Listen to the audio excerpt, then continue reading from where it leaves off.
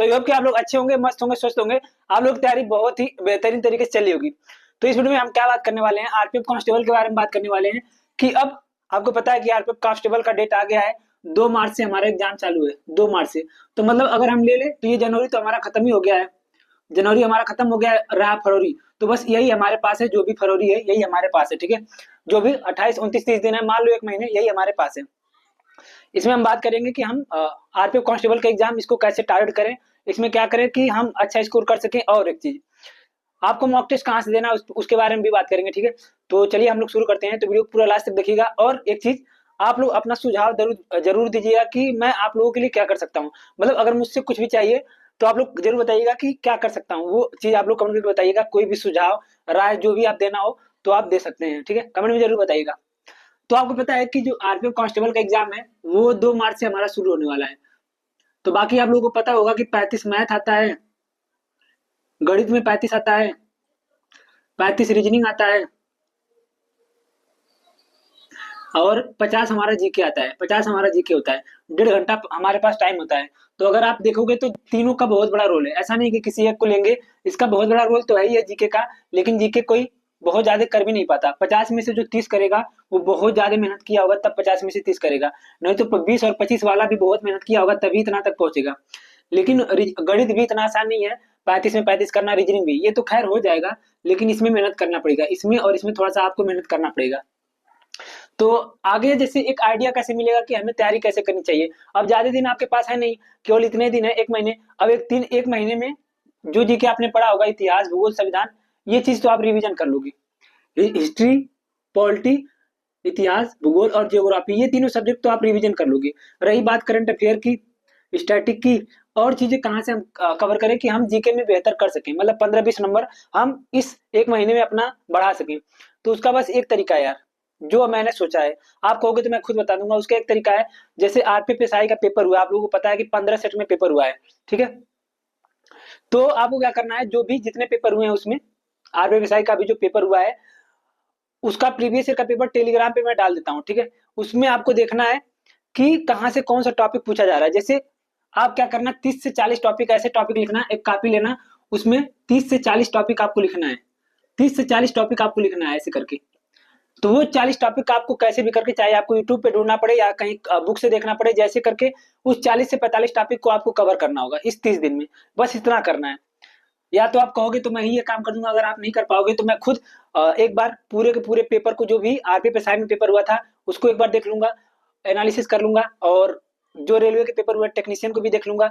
तो वहां से किस टाइप के प्रश्न पूछे जा रहे हैं, कहाँ से प्रश्न पूछे जा रहे हैं, वो मैं आपको बता दूंगा। ये टॉपिक से प्रश्न पूछे जा रहे हैं, ये आपको कवर करना है, चाहे वो स्टैटिक में हो चाहे भूगोल में, सब एक बार मैं जीके का बता दूंगा। आप कहोगे तो मैं बता दूंगा, या तो मैं पीडीएफ पूरा जितने भी पेपर हुए वो टेलीग्राम पे डाल देता हूँ, टेलीग्राम का लिंक डिस्क्रिप्शन में है, ज्वाइन कर लो। आप या तो खुद से एनालिसिस कर लो, दो ही चीज हो सकता है, या तो कोई और करके बता दे या तो आप खुद से कर लो। खुद से करोगे तो ज्यादा बेहतर रहेगा। तो 40 से 45 टॉपिक आपको अपने कॉपी में लिखना है, और उसे एक एक करके खत्म करते चले जाना है। जैसे ये टॉपिक आपने खत्म कर लिया तो आपने ऐसे कर दिया कि हाँ ये खत्म, अब ये रिवीजन में रहेगा, फिर ये खत्म, फिर ये खत्म। ऐसे करोगे भाई, मजाक नहीं, इसी ऐसे ही नंबर बढ़ेगा। अब लास्ट समय में आप क्या करोगे, कुछ कंप्लीट नहीं कर पाओगे, ना तो पूरा भूगोल पढ़ पाओगे, ना तो कुछ।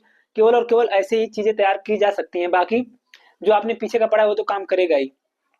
जीके में ये करना पड़ेगा भाई। बाकी करंट अफेयर का मैं बताऊंगा, करंट अफेयर जब पास में एग्जाम आएगा तब कहाँ से करना है। अभी करंट अफेयर तो शायद 7-8 क्वेश्चन करंट अफेयर का बहुत बड़ा रोल है, तो उस पर अलग से वीडियो बना के डाल दूंगा। खैर जो बाकी चीजें हैं ये आपको करना होगा।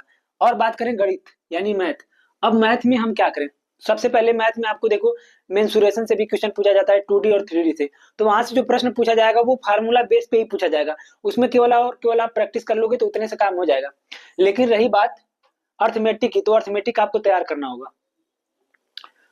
तो मुझसे जो होगा मैथ में बताइएगा, मैं उस करवा दूंगा। बाकी मैं सोच रहा हूँ जो आरपीएफएसआई का पेपर हुआ है उसमें चैप्टर वाइज, मतलब एलसीएम से कितने क्वेश्चन पूछे गए थे उसका मैं सोल्यूशन करा दूं, या तो मैं टेलीग्राम पे डाल देता हूँ पीडीएफ, आप पूरा खुद से ही कर लो तो ज्यादा बेहतर है। टेक्स्ट बुक पे भी आपको जो जितने भी पेपर हुए थे वो टेक्स्ट बुक पे अब मिल जाएगा, वहां से जाके खुद से सॉल्व कर लो तो वो भी ज्यादा बेहतर है। जैसा भी होगा आप लोग बताइएगा। तो मैथ में 13-14 टॉपिक होते हैं, अर्थमेटिक में वो आपको अच्छे से कंप्लीट करना पड़ेगा, पूरा अच्छे से पढ़ना पड़ेगा, ठीक है, और कोई ऑप्शन नहीं है। और रीजनिंग का क्या है भाई, आरपीएसआई जितने भी पेपर हुए रीजनिंग में दबा के प्रैक्टिस करो और एक बार देख लेना कहाँ से ज्यादा प्रश्न पूछे जा रहे हैं उस चैप्टर में। अगर आपको उस चैप्टर में दिक्कत हो तो वो चैप्टर आप कंप्लीट कर लो। तो ये चीज आपको रीजनिंग में करना होगा। और मैथ में भी सबसे पहले आपको आरपीएसआई का पेपर जरूर लगाना है भाई, चाहे कुछ भी हो जाए। और जीके में ये काम जरूर करना है, 40 से 45 टॉपिक एक दिन पूरा ले लो चलेगा।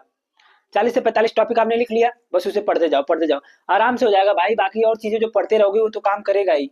तो ये चीज आरपीएफ कांस्टेबल में करना है। एक चीज और बता दूं मैं यहाँ पे कि मॉक टेस्ट कहाँ लगाएं।